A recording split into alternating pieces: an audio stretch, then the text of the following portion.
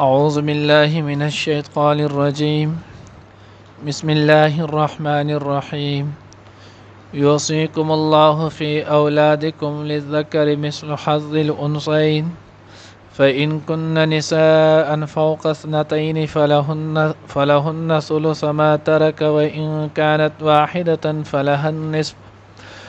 ولأبويه لكل واحد منهما السدس مما ترك إن كان له ولد فإن لم يكن له ولد وورثه أبواه فلأمه الثلث فإن كان له إخوة فلأمه السدس من بعد وصية يوصي بها أو دين آباؤكم وأبناؤكم لا تدرون أيهم أقرب لكم نفعا فريضة من الله إن الله كان عليما حكيما. درس کې به ان شاء الله العزیز سورۃ النساء پارہ نمبر 4 رکو نمبر 2 آیات نمبر 11 یو آیات ویلې کېږي. ما قبل سره ربط او مناسبت ده نه چې دینه مخکې الله رب العزت فرمایل للرجال نصيب مما ترك الوالدان وللنساء نصيب مما ترك الوالدان والأقربون. نو وس الله جل جلاله په دې رکو کې دغه حصو چې نو هغه څه قدر تفصیل چې نو هغه کوي د بعض حصے چې نو هغه نو کم چې ورثه جوړیږي ګوي چې نو هغه درې قسمونه دي. یو ته لیکيږي ذویل فروز، دویم ته لیکيږي عصبه او دریم ته لیکيږي ذویل ارحام. نو قرآن احادیث نه چې کوم ثابت دي نصوص نه دیته ویل کېږي ذویل فروز چې داغوی حصے چې نو هغه قرآن ثابت کړي، قرآن چې نو داغوی حصہ ذکر کړي او دا تقریبا چې نو هغه 12 افراد دي. بهرحال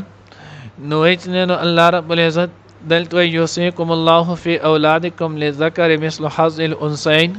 نو ټول نمخ کې دا مسله چې نو هغه په ذهن کې کېدی کله چې یو سړی یا ښځه وفات شولو نو د وفات نه وروسته د مال چې نو هغه څه حکم دی. څنګه چې مخکې مونږه وویلو چې د وفات نه وروسته پرون مونږ واقع هم ویلم چې د کور رڼا قدرې هم چې نو هغه څوک زر ډایرکټ نشي استعمالولی، دی کې هم احتیاط پکار دی. نو اوس دلته چې کله سړی مړ شولو نو د ترکه د مال نه د ټولو نه مخکې چې نو هغه تجهیز تکفین دی، یعنی د نو هغه کومه ترکه نو د ټول نه مخکې د هغې نه بدله کفن واغستلی شي. بیا به د کفن نه وروسته دله چې غسل ورکولی شي نو غسل که چېرته اجرت باندې ورکوي نو غسل والا پیسې هغه به د لرې کړی شي. دریم که بیا چېرته نو هغه قبر به ولکني نو که یو ځای کې علاقې کې خلکو رواج نه تعاون یو بل سره نه په اجرت کنلی کېږي نو بیا به د قبر دغه کنلو اجرت چې نو هغه لرې کلی کېږي. نو د ټولو نه وړاندې حکم د تجزید نو هغه تحجیز تکفین چې نو هغه دی د چې نو هغه د کفن د فکن چې نو د فن چې څومره احکام دي دا به د کولی کېږي او بیا په هغې کې ثواب هم ډېر زیات دی. د ټول نه مخکې خو چې د مسلمان سره کم حقوق دي نو په هغې کې یو د مسلمان چې نو هغه غسل هم دی. حدیث مبارکه کې راځي چې څوک مړی له غسل چې نو ورکې مفهوم دا دی الله جل جلاله د دغه انسان سلويخ ګناي کبیره چې نو هغه معاف کوي. بل حدیث مبارکه کې راځي چې څوک د مسلمان چې نو هغه قبر کنلو کې شریک شه دی یو مسلمان له قبر وکني مفت بلا چې نو هغه عوض او بلا بدله نو وی د انسان د سکړو لکه د انسان د چې نو هغه د انسان له کور واغستو او د له کور ورکو ځکه دا قبر چې نو هغه دا هم یو کور دی او د انسان کور واغستو د سړی ته مهیا کړو نو تر د قیامت پورې دته به دغه شانتي د کور د صدقې چې نو هغه ثواب میلایږي. نو بار دا د اولنې مسلې د قوه کې چرته یو ځای کې دا نوي همدردي مسلمانۍ یا د هغې نو هغه رواج دا نه نو بیا به په پیسو کولی شي نو د مال نه به ټول نه مخکې دا کېږي. دویم چې کله دا وشي نو بیا به د دې نه وروسته په دې مړي باندې چې څومره قرضې د مال نه به هغه قرض ادا کېږي. لاول به چې نو هغه دقه وشي. دویم نمبر چې نو هغه قرضه د باندې د چا چې څومره قرضه ده نو دی به هغه قرضه چې نو هغه دی نه ادا کوي ان تر دې چې په دې کې د ښځې مهر هم شامل دی. کله د اوسه پورې چې نو هغه ښځې مهر نه ورکړی نو د مرګ نه وروسته د ترکې نه ټول نه وړاندې چې نو هغه به د ښځې مهر چې نو اخیستل کېږي دا هم د په ذمه باندې چې نو هغه قرض دی مخکې به راشي انشاءالله. دریم بیا چې نو هغه د کم وصیت کړی شریعت مطابق نو هغه شریعت مطابق چې کم وصیت کړی نو بیا به د مال نه دغه وصیت چې نو هغه ثلث کې چې نو هغه پوره کېږي. او څلورم بیا د دغه نه وروسته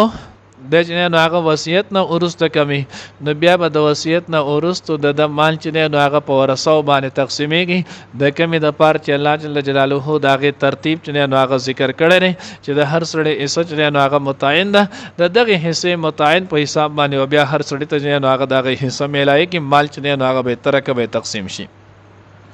نو الله وی یوسیکم الله حکم کوي تاسو ته الله پاک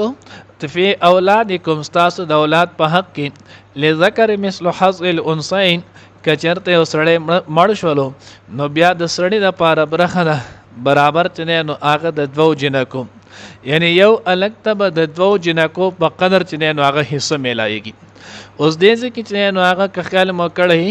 مغرب چې نو هغه د اعتراض کوي وای اسلام چې نو هغه خو د انصاف وای چې دی مسلمانان داوا کوي چې اسلام د انصاف چې نو هغه مذهب دی په دې کې خلکو ته انصاف ملاويږي. نو دا څنګه انصاف دی چې د یو مور پلار نه د دوانه پیدا دي لور هم دا غنه پیدا ده زوی هم پیدا دی او الګ ته بچنه نو هغه دوهره ملاويږي او جنې ته به یو حصہ ملاويږي. پیدا کوم انصاف دی په کار دا چې څنګه دی الګ ته دوی سه ملاوي دي د سې د جنې ته هم ملاوي شي.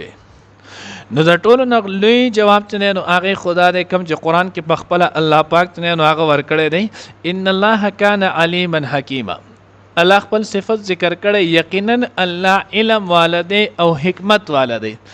او د الله رب العزت یو فعل یو کار هم چې نو هغه د حکمت نه خالی نه دی. نو چې الله دې سې کړی نو زمونږ په دې باندې ایمان دی خو چون کې داغه خو چې نو هغه غیر مذهب دی نو هغه خو په دین کې تان چې نو هغه راو باسي نو دا غوي ته عقلي جواب چې نو هغه دادې وې تاسو دې سوای نو ګوره شریعت چې څومره د خزي حق خودلې دی او خوولې دی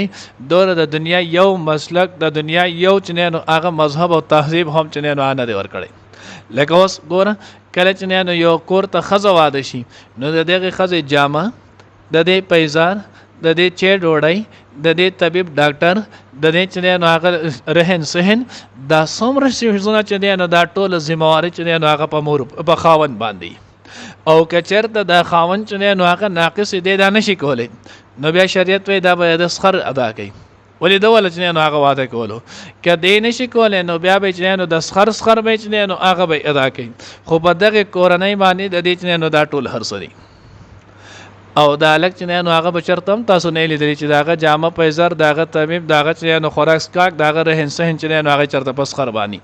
نو آلت داغه د دوو کسانو مشقتونه برداشت کین نو ځکه شریعت وایي چې ذکر مثل حظ الانثیین الګ ته بچلای نو هغه برغه حصہ ملایږي دا ته بدوه حصہ ملایږي جنې ته به یو حصہ ملایږي او دغه شانتي دلته دې ته د دې ځنه نو هغه د پلار د کور هم حصہ ملاو شوله او د پلار د کور سره سره چې نو هغه د خاون کور هغه حصہ یې مشوله. مسله به دې دي شي لکه یو سړی د مثال په تور کې وساغه مړ شولو د دې سړی چې نو یو زوی دی او دوی لوریان دي نو د کل مال چې نو دا په 4 باندې تقسیم شي زګه مونږ وی لذکر مثل حظ الانثیین یو الګ د دوو جنکو برابر دی نو دا یو الګ په منزله د دوو جنکو شي نو یو او یو دوا او بیا دو جنکې دي دوا سلور نو د کل مال چې نو هغه په 4 تقسیم شي په 4 کې بچنه نو هغه دوه حصے دو چې نو هغه به الګ ته میلاو شي او یو حصہ چې نو هغه به هر یو جنې ته چې نو هغه میلاو شي. نو ځکه الله وی لذکر مثل حظ الانثیین فإن كن نساء فوق اثنتين فلهن ثلث ما ترك بیا دویم چې هغه مسله دویم حالت الله ذکر کوي فإن كن نساء بیا کچری وی چې نو هغه د غصرب جنکای الک وسرنی فوق اثنتين او دا جنکای د دوو نسیواوی فلهن ثلث نو د دې لپاره بدو تهی د دې لپاره بچنه نو دو برخي پدریو کی یعنی 2/3 چورته منغوایو دې ته به 2/3 ملایږي ما ترکا کم چې دغه مړی پرې خو دي دغه پلار پرې خو دي نو وس په دغه صورت کې چې کله دغه شانتي یو سړی مړ شولو د په اولاد کې صرف جنکۍ وي دوه وي یا د دوو نه چې نو هغه سیوا وي. مثال په تور کې مړی چې نو زید مړ شولو زینب او فاطمه دوی چې نو هغه لوریانی پاتې شولې یو چې نو خالد پلار پاتې شولو. نو چې کله دا درې کسان د نه پاتې شولو نو وس به د دوی مسله چې نو هغه به هم نو د دې مسله چې نو هغه به اوس وخت کېږي د دې مسله به چې نو هغه د چې نه کېږي دې ته ویل کېږي سدسو. نو د چې نه چې نو هغه به د دې مسله وشي نو پلار ته به چې نو هغه میلاو شي دو دا ته به چې نو هغه د اپ په حیثیت باندې چې نو میلاو شي هر یوې جنۍ ته چې نو هغه به دو پلار ته به چې نو هغه یو سدس یو حصہ چې نو هغه د اسبه په جوړ میلاو شي یو حصہ به پلار ته چې نو هغه د ذویل فروز سدس چې ګم دی نو دغه به میلاو شي. نو د شپږم یو راځي ایک راځي نو ایک به پتور د اسبه شي او ایک به پتور چې نو هغه د حصے شي نو پلار ته بچنه نو هغه دوه حصے میلاو شي او دلته جنکو ته نو دوه جنکې دي نو هر یوې ته بچنه نو هغه دو میلاو شي ځکه دا د چنه نو هغه یو سلوس دو دی کنه دوی کم دو چنه نو هغه دو نه 4 2 3 6 نو هر یوې ته بچنه نو هغه دو میلاو شي. و ان كانت واحده فلها النصف. بیا دریم صورت الله ذکر کوي وای کچرته د غجنې چنه نو هغه یو کسوي او خور نور اس چې نو هغه نه د پلار صرف چې نو هغه یو لوري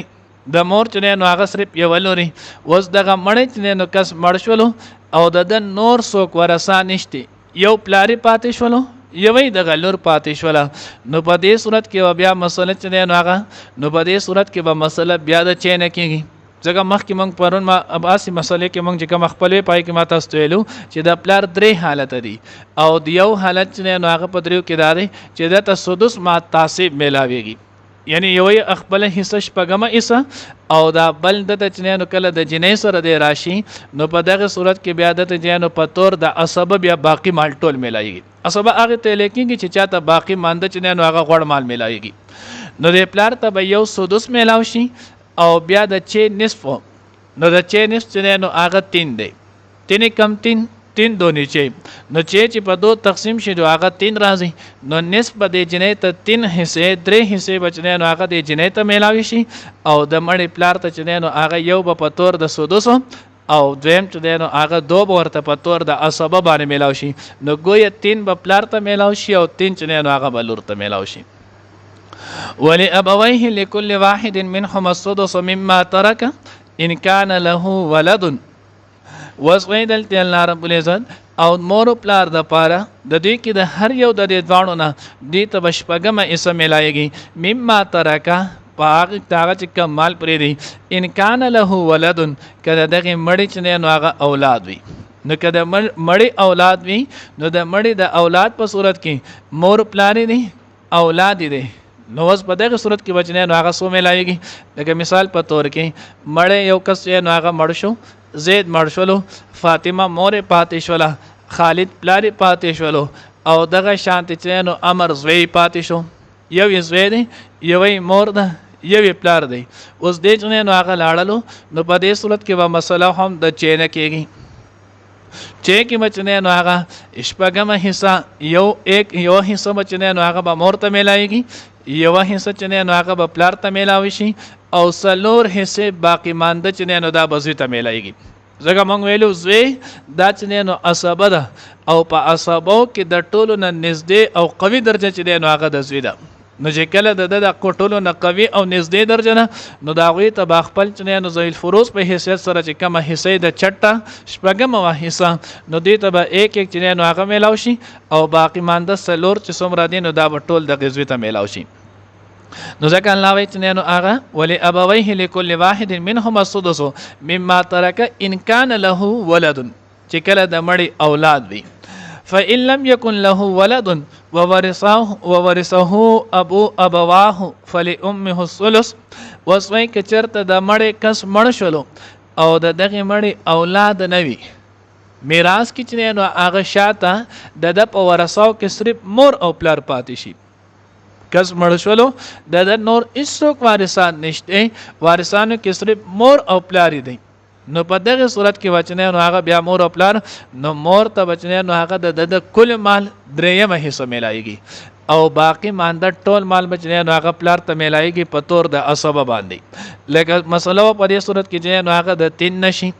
ځکه مور نو یو هغه شول او دې نو هغه پلار نه نو په دلته چې نو هغه ثلث نه او ثلث ویلې کېږي 3 ته نو مسله به د 3 نشي په 3 کې به 1 یو حصہ چې نو هغه به مور ته ملاو شي او باقی مانده 2 حصے چې نو هغه بچا ته ملاو شي پلار ته یعنی باقی مال چې نو هغه به پلار ته ملاو شي فإن كان له إخوة فلأمه السدس او کچرته چې نو هغه مړ چې نو هغه مړ شولو دا ژوندې چې نو هغه مړ شولو او بیا د دینه اورستو د چې نو په ورثاو کې مور ده خويندې رونې دي او پلار دي مور ده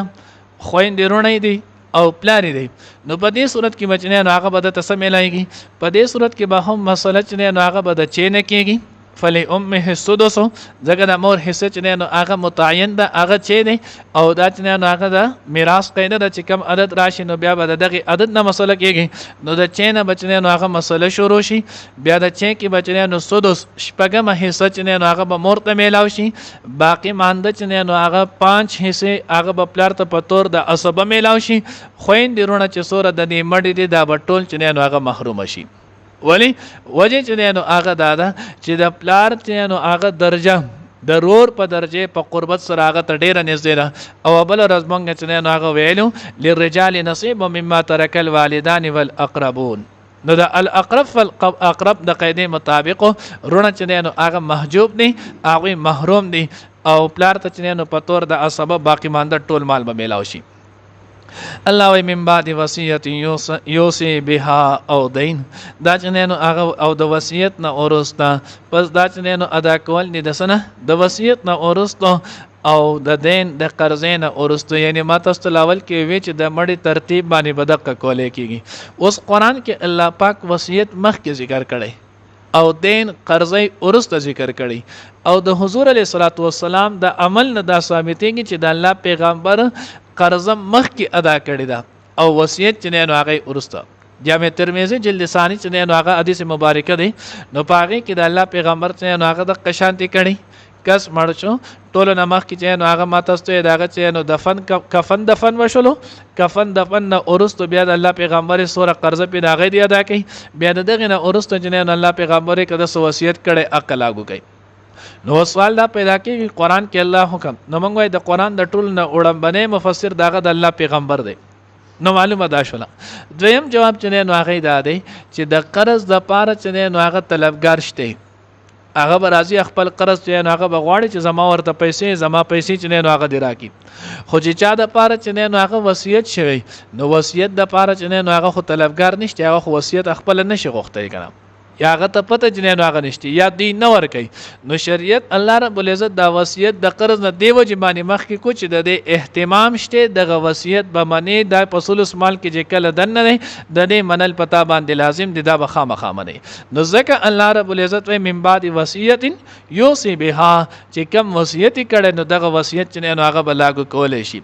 آباؤکم و ابناؤکم وسدلت منګه وی ګوره احکام چې کله ذکر شي الله پاک اکثر داغینه اورست خپل صفت کې علیم او حکیم دا ډیر زیات ذکر کوي نو ما تاسو لاول دغه اعتراض کیږي وی وسدلت وی الله وی آباؤکم و ابناؤکم ستاسو مور پلان ستاسو اولاد لا تدرون ايهم اقرب لكم تاسو ته پته نشته چې بده کې کم تاسو ته ډیر زیات چي نو اغه نږدې دي نفعن په اعتبار د نفع سره چې دا پلار ستا مور ستا ډیر زیات خیر خوا دي او کستا دا اولاد چې نو هغه ډیر زیات ستا په کار راځي ستا خیر خوا دی نو دا پته تا نشته الله وی فریضه من الله نو د دې په باره کې چې الله پاک ته کوم احکامات ذکر کړل دا برخي چې نو هغه مقرر کړل او په دغه ترتیب بچلېږي په دې کې خپل طرف چې نو هغه بسنه کې ان الله کان علیما حکیما ځکه الله رب العزت علم والده حکمت والده الله ته خبره چې کم سړی د سمره مستحق دی دغه خیال کړي